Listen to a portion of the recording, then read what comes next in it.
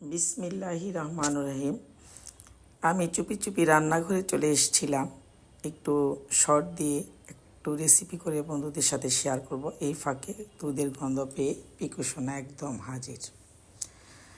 তো খুব ঘন করে জাল দেওয়া ছিল দুধটা। এখন আমি দারচিনি এলাচি আর চিনি মিশিয়ে নিলাম। হ্যালো ইভরিওয়ান, আসসালামু আলাইকুম। সবাই সাথে থাকবেন, ভালো লাগবে ইনশাল্লাহ। তো এই দুধ দিয়ে এই সেমাইটা আমার পরিবারের প্রত্যেকটা সদস্য, আমার আত্মীয় স্বজন সবাই খুব পছন্দ করেন আমার এই সেমাইটা।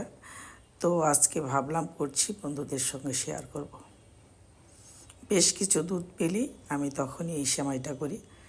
আর ঘন দুধের এই সেমাইটা খুব ভালো লাগে।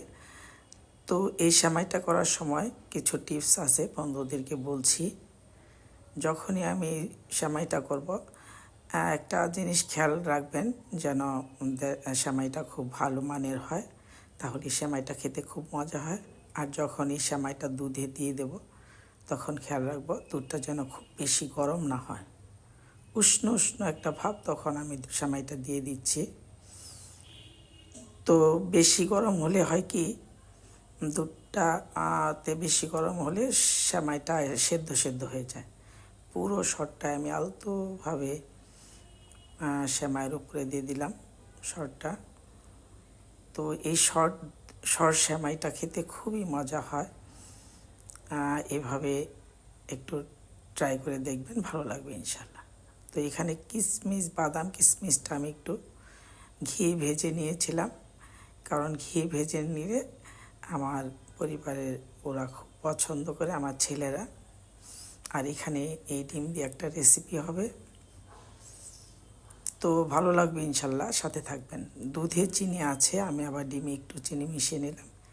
এখানে আমি একটু ঝটপট পুডিং তৈরি করে নেব। ভালো করে মিশিয়ে নিলাম। আমি ঝটপট তৈরি করে নেব বলতে আমি কেন বলছি দেখবেন, ভালো লাগবে। একটু ক্যারামেল করে নিলাম।